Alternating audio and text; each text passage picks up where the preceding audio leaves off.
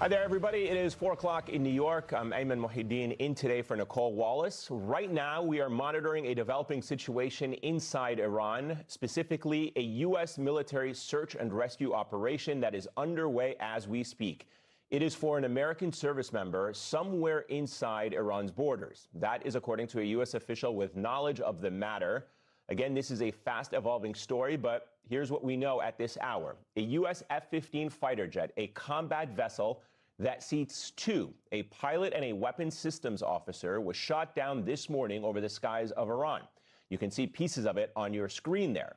Earlier, officials confirmed to MSNOW that one of the two people on board was thankfully rescued. Now, whether that was the pilot or the systems officer, we are still not sure.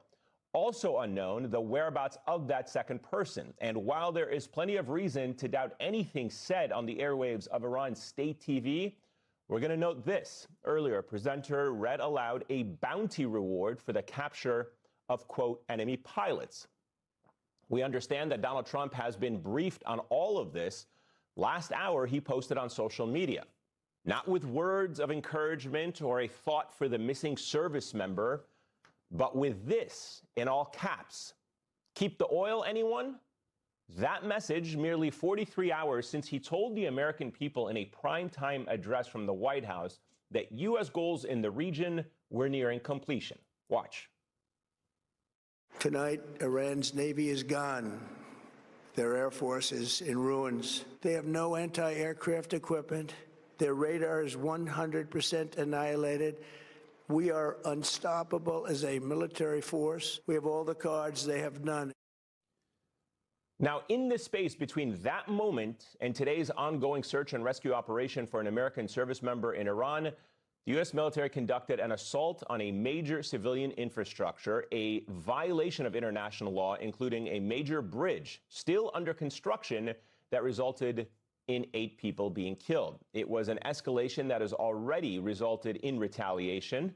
All of that with a major deadline now on the other side of this weekend. Remember, Trump insisted that Iran had until Monday to reopen the Strait of Hormuz, or else, as commander-in-chief, he'd instruct the U.S. military to initiate attacks on Iran's civilian power plants. But in the meantime, the search is on for an American service member, perhaps stranded deep behind enemy lines. And that is where we start today. Retired Army Major General Randy Manner is here. He served as Deputy Commanding General in Kuwait and Acting Vice Chief of the National Guards Bureau.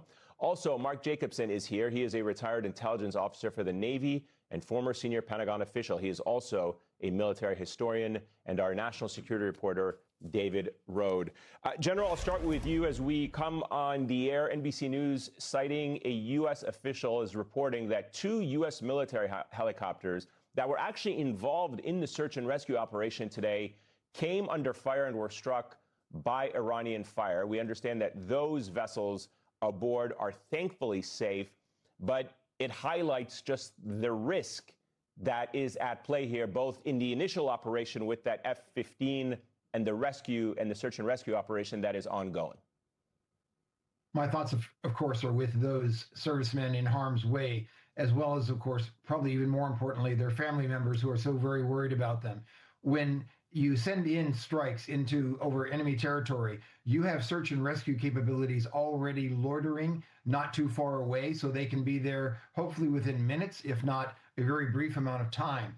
It's usually composed of HC-130s with Black Hawks helicopters, as well as, of course, parajumpers that would go in to be able to help any wounded or injured pilot.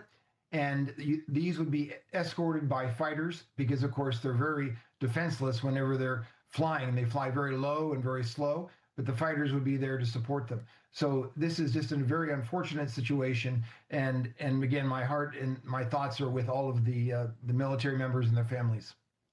General, how complex is a search and rescue operation? You touched on it a little bit, and you mentioned the helicopters that are involved.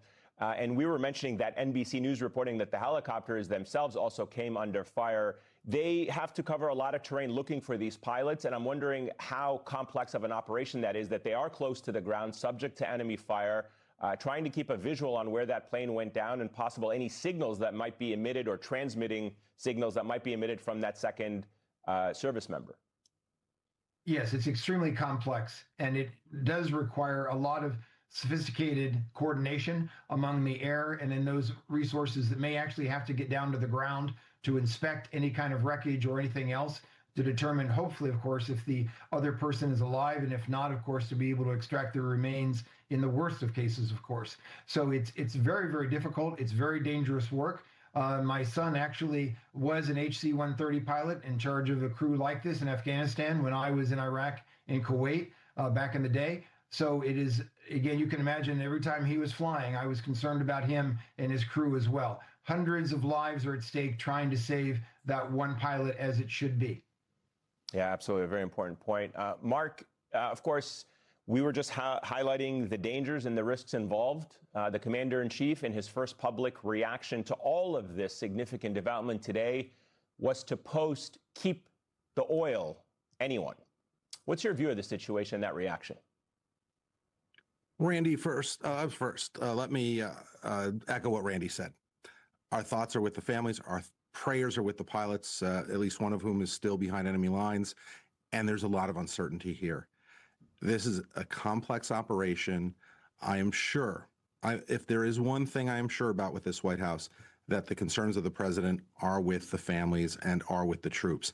And if there's any doubt as to how serious this incursion, conflict, war with Iran is, then today should be a very clear sign, just like when bodies come back at Dover, that this is not only serious, but we are going to take more casualties the longer that we are involved in this campaign. David, the New York Times reported that a second Air Force combat plane crashed in the Persian Gulf region on Friday, and the lone pilot was safely rescued, according to the two U.S. officials who spoke on condition of anonymity to discuss these operational matters. The A-10 Warhog attack plane went down near the Strait of Hormuz about the same time that an Air Force F-15 was shot down over Iran, the officials said. And in that incident, one crew member was rescued, and search and rescue operations are still ongoing for that second airman. Officials provided scant details about what led that A-10 crash, including where it happened. What more can you tell us about this reporting and the dominance, if you will, or the lack thereof, of American air power over the skies of Iran and the region? Yes, I had two officials tell me that in terms of the Warthog going down, that's correct. They said there was just one pilot in the Warthog and that person had been rescued. But the main question, and I mean, that's the most important thing, they've been rescued, but the main question in terms of the performance of the U.S. forces versus Iranian defenses, it's not clear if the Warthog crashed or was shot down. If Iran's military has managed to shoot down two U.S. planes, they had not shot down any until today, hours after President Trump made that declaration in the speech to the nation. That would be a shocking result. And it does point to the resilience of Iranian forces. It's sort of there's been, I believe, 10,000 sorties that have occurred, no planes shot down, and now they're able to take these down. I think it's too hard to say at this point whether this is these are two isolated incidents or not. But I just think it is another challenge to the president's narrative about that this war is going well, that we've decimated Iran's air defenses, yet you have two planes crashing, one of them, the F-15, being shot down. David, what else have you heard in your reporting, and what are you tracking down? What are you working on trying to track down right now on this day? I'm very concerned about this pilot. It's dark in Iran. That could help them possibly hide. There's transmitters that pilots have. There was a famous case many, many years ago in Bosnia where an American pilot hid for a long period and then was actually rescued. So there's a chance this pilot is still out there somehow hiding. They get specialized training. Both of my colleagues here, the military experts, will know, but it's called a SERE training, S-E-R-E. It's to survive, to get to the ground. Hopefully this person wasn't injured. If they were injured, it's easier for the Iranians to get them. E is for evade, that they should evade capture, as I just talked about. And R and E, the last parts of the training, are resistance. That's if you're captured. I do think the Iranians will keep him or her alive. The propaganda value of being able to show a captured American pilot is enormous for the Iranian regime. And the final E, S-E-R-E, is escape. There is a duty for U.S. service members to try to escape when possible. It's a huge, complex effort. I just hope they find this pilot and find them, and they're still safe. General, tell us a little bit about that F-15 fighter jet and juxtapose that with the comments the president made that the U.S. basically had complete dominance over Iranian skies. Is that a plane that would be easily shot down? What kind of weaponry could bring down an F-15 over the skies of Iran? I think there's actually two very important points that all the viewers have to understand, is that the president's comments were, quite frankly, almost to the level of political propaganda. Why do I say that? Because never underestimate your enemy. We have not completely destroyed everything that they have. They have a very powerful army. They have many, many man-pads. They have the ability to attack us in different ways.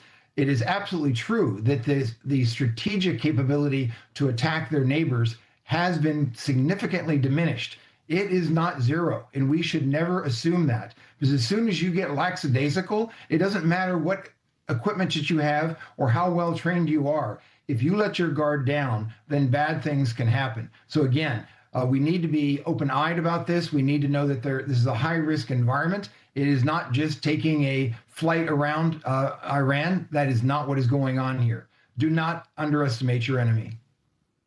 Mark, the official status of the missing service member is duty status, whereabouts unknown. I'm wondering if you can explain that to our viewers. And are you at all surprised that one service member has been rescued and the other remains missing? Does that tell us anything about how the nature of the aircraft may have come down and the two service members split up? Right. Well, to answer your first question, the Dust One status, the duty status unknown, essentially, this is the Pentagon doing the right thing, being prudent, because they're not certain of any information. I think the viewers will be familiar with two other statuses: missing in action and killed in action. But there's also EPW, POW, prisoner of war. Now, we don't want to see the missing in action. We don't want to see the killed in action. We don't want to see the prisoner of war. So this is maybe a bureaucratically mundane thing right now, but I think it represents some prudence on the part of the Pentagon. And look, I hope any moment now we get some good news. I think the point David made about this being night, that's to the advantage of the downed pilot. And no, I'm not surprised that they had found one pilot but not the other. Evasion is very important, and we don't know the status of the situation in the area where they came down. The first thing they're going to do is try and evade any troops that are in close proximity. They also are going to try and establish communications with the potential rescuers, and that's going to be absolutely critical to make sure they're guided to the right place. I mean, looking back at the examples from Kosovo, from Bosnia, we can go back historically to the Vietnam War, Desert Storm, Korea. It is so important that those pilots stay away from potential capture. Otherwise, they're in for a long and potentially brutal period of captivity in the hands of the Iranians. Yeah, General, to Mark's point, and we know how important it is that the Iranians right now are saying this. And again, I caveat that as it is state-controlled media, so it is, to the extent that we know anything about it, completely unverifiable. But they are putting out a bounty offering anyone who can capture that remaining service member, if he or she is alive, some kind of reward. What is going on through the mind of the Iranian regime right now, and how can the capture of this American service member be used as leverage? Anytime that you have an American service member missing in action in this kind of a situation, if the enemy was to obtain them alive or not, it will be a huge propaganda coup for them, with the implication that the United States could not take care of their own or rescue our own pilots. So they can leverage this for propaganda significantly. And then, of course, anytime that happens, we have to remember that there are families behind every one of these missing pilot. And so it is something that not only is very harmful, of course, for that family, but for the American military in general. This is one of those things where I hope that this is, again, we try to de-escalate the situation rather than escalate the situation, because sometimes people can get all pumped up and quite frankly, seek additional blood when things like this happen. I hope that cooler heads prevail and we're able to work through this in a way that reduces the loss of life. David, of course, it's in moments like these that people really want to hold on to international law, that countries and participants of war who are involved in any kind of combat adhere to the rules of international law, that if this service member is captured, that he or she is treated with respect, his life is preserved, taken care of. It obviously is complicated by the fact that our own Secretary of Defense was recently talking about violating the rules of war. Tell me a little bit about, what the diplomatic effort might be involved in trying to get to Iranian officials that if they do capture this American service member, they want him treated well. It's crystal clear in military law and international law about how you treat a prisoner of war under the Geneva Conventions. The pilot, should not be physically abused in any way and be kept safe. It's rhetoric coming from the administration, but Secretary Hexas has talked about showing no quarter to the enemy, that meaning quarter in the sense of killing all of your enemies. And the president's threat to attack power plants is problematic also, this Monday deadline you mentioned. It's possible to attack some power plants if they are supplying electricity to a military facility or somehow part of a war effort. But the president's talked about generally all plants, power plants in Iran. Vladimir Putin has been doing that in Ukraine and has been criticized because that is a war crime. And so it's rhetoric. The U.S. hasn't done that yet, but it does create a danger, I think, to American service members if they are taken captive. Mark, I want to give you a chance to weigh in on that as well.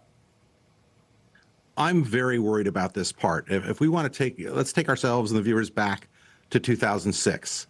And what the late Senator McCain and the late Senator Levin were doing in terms of making sure that the U.S. military adhered to a standard of detention and interrogation that would, amongst other things, make sure that we could go out, call out those who did not treat our own soldiers well. And we know our history, whether it's Guantanamo, Abu Ghraib, et cetera.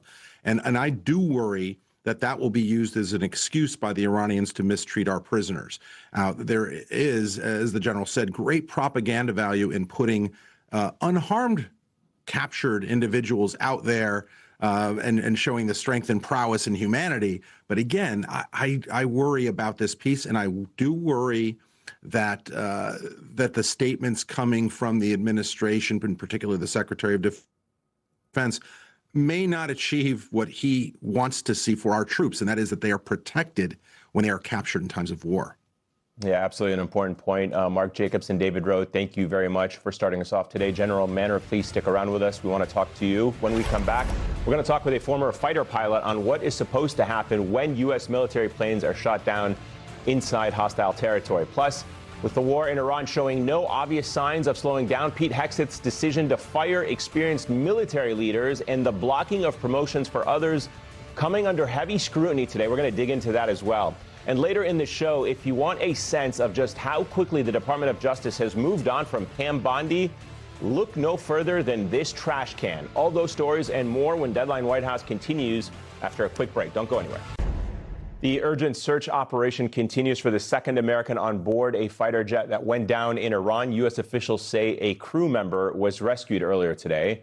This is the first U.S. warplane that has gone down in hostile territory since the war began 5 weeks ago. I want to bring into the conversation retired U.S. Marine Corps Lieutenant Colonel Amy McGrath. She was the first woman to fly a combat mission for the Marines and flew over 2,000 flight hours on over 85 combat missions during her career. She's a candidate for the open Senate seat in Kentucky, and General Manner is still with us. Amy, let me begin with your background here as a former fighter pilot. Just talk us through the kind of training these crew members had to go through and prepare for, and what's at stake for them in this moment. So I flew a very similar aircraft to the F-15 that was shot down on lots of combat missions in Iraq and Afghanistan and over hostile territory. And every single flight, we go over procedures of what happens if we are shot down or have to eject and over hostile territory. And I can tell you that we all know that the search and rescue units that are sent if we are shot down. Those search and rescue units are the best. We know they are. We train with them. The first thing that people have to understand is the ejection itself from an aircraft that has been shot down is a very violent thing to undergo. And, you may not even survive an ejection. If you do, you might be injured. Once you're down on the ground, the first thing you're thinking about is evading and making sure that you stay away from anybody that might capture you. And then you're trying to get a hold of those combat search and rescue crews. And we have some communication equipment to be able to do that. We're trained on that. And again, we're briefed on these procedures, and we brief ourselves as aircrew every single mission. So highly trained here. Amy, can I ask you about that ejection mechanism for a moment? Because if there were 2 service members on the plane, I was asking Mark about this earlier, how unlikely is it that they are not together and that during the ejection process they were separated and one was rescued and the other still status unknown? Well, Eamon, when you have an ejection out of a plane like the F-15, both aircrew are going to be ejected very quickly, one right after the other. We're talking like within a second. So they're going to be in the same area. It's highly unlikely that one would not be ejected unless there was some malfunction there. And we just don't know that right now. This is ongoing, but they're probably in the same general area. It's not likely that one stayed in the aircraft and the other, was ejected out of the aircraft, if that's what you're asking. Yeah, so to that point, General, you were talking about this a little bit in terms of the tools that are available for the military to conduct this search and rescue operation. What are the nature of the forces that are involved in this? You referenced your son earlier, but I suspect at some point there would be troops on the ground, American boots on the ground, going over this terrain, going over this territory, and perhaps even trying to secure the location from oncoming Iranian troops who may be also looking through that area. Absolutely. And by the way, I want to definitely a shout out to Amy for her past service and continued service to our country. That's quite an honor to have her here. It will take hundreds of people in multiple aircraft to be able to retrieve that pilot. They are not likely to put boots on the ground in terms of the Air Force parajumpers unless they notice remains or a parachute or they receive the signal itself. So you're not going to just put troops on the ground to do searching. You're going to use thermal methods. You're going to use electronic means to be able to determine where they are. You have the capability with those HC-130s and the Blackhawks. These are highly skilled people to be able to go in and to be able to find either, again, the aircraft or parts of the aircraft, or to pick up any special signals and to help secure and safeguard the pilot once they locate him. Amy, talk to us about how you viewed the president's comments today, where in the midst of all of this and, all of this country now concerned about the families of these service members and their well-being and the search and rescue operation, and then even those that are now going to go in harm's way to look for this second service member, and the president deciding to come out and post about oil against this backdrop? I mean, every single time the president makes a post like this, it's just, it hurts. It hurts because we have men and women in harm's way right now fighting for a war that he started without the backing of the American people, without the backing of Congress. I am thinking of all the air crew involved in this dangerous mission right now, this rescue mission, reports of possibly other aircraft down. I just feel like the president is, it's just sad to see that focus right now.